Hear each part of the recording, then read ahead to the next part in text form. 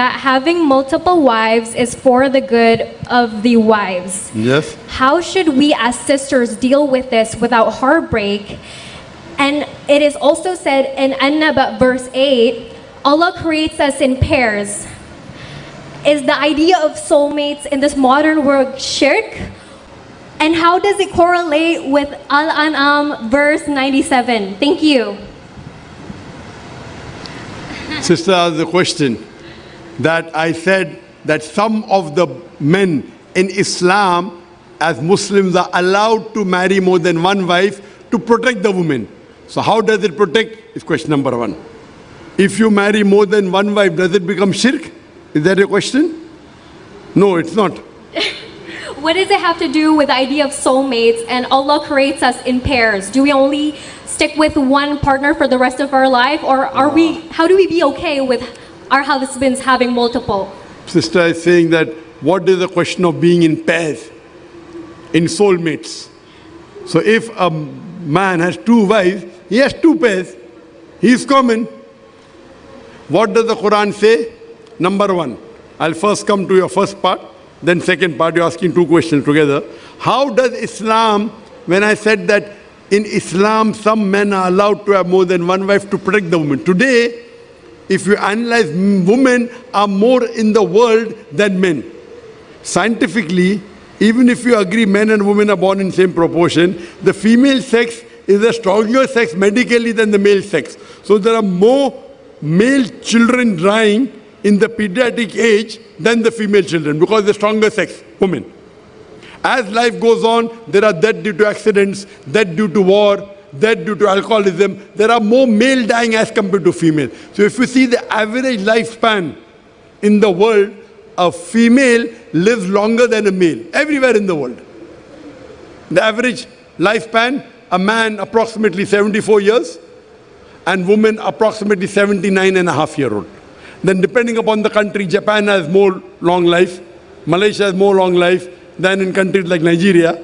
Differ, but average, the female is a stronger sex medically. Today, in New York alone, there are 1 million female more than male. In USA alone, there are 4.5 million female more than male. In Russia alone, there are 10 million female more than male. If I agree with you, some countries where there is female infanticide like India and China, the female population is more because of evil practice. They kill the child when she's born. Is it correct? No. So if you stop this evil practice, even in these countries, the female population will be more than the male population. If I agree with you that one female should marry only one man, okay, there will be more than 4.5 million female in USA who will not find husband. There will be 10 million female in Russia who will not find husband. There will be more than 10 million female in the whole of Europe who won't find husband. So what should they do? The only option for her is she becomes the public property or she marries a man who already has a wife. Public property, such a harsh word. It is the most sophisticated word I can use. Allah says in the Quran in Surah Rum chapter number 30 verse number 21, He has put love between the hearts of the man and woman. So, Allah says in the Quran in Surah Baqarah chapter 2 verse number 187, Hunna libasul lakum wantum libasul lahunna. They are your garments and you are their garments. That means your wives are the garments of the husband and the husbands are the garments of the wife. They are supposed to protect each other. They are supposed to beautify each other. They are supposed to support each other. The role is of hand and glove. You asked me the question, Surah Anam, chapter number 6, verse number 97. It's a verse I quoted in my talk.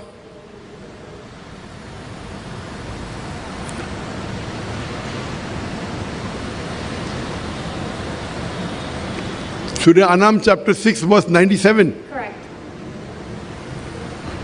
What does it say? It has no link with your question. What does it say? That we should follow the stars for guidance. And how But what is this question got to do with husband and wife? Oh, I was asking if the idea of soulmates is shirk. Soulmates is shirk? Like only having one. What has this question got to, what has this verse?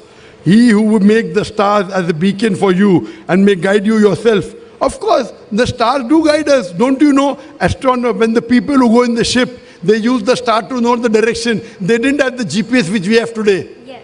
So correct, what's wrong? Where does this got to do with the soulmate? Yeah, because these days in Gen Z or probably modern society, mistaken this verse as astronomy. Oh, you're talking about zodiac signs.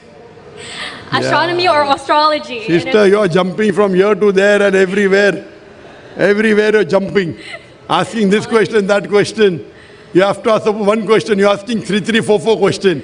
This verse of the Quran is talking about stars which guide you where to go. Yes. What you're talking about, zodiac star, that is not allowed. It's haram in Islam. Allah says in Surah Ma'idah, chapter number 5, verse number 90, Ya alladhina amanu, O you believe, innamal khamru wal maisaru, most certainly intoxicant gambling, wal anzabu wal aslamu, dedication of stones, divination of arrows, these are rich min shaitan. It's the Satan's handiwork. Abstain from that, you may prosper. All these astronomical signs talking about future is all haram in Islam.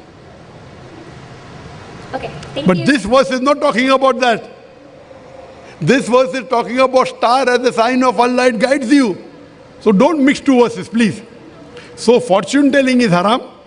Zodiacal sign, are you Libra, are you Ariel, are you Leo? All this is haram. But if star for guiding, for astronomy purpose, it's good. And husband and wife are supporters unto one another. Hope that answers the question. Come on, click on subscribe and let's explore together.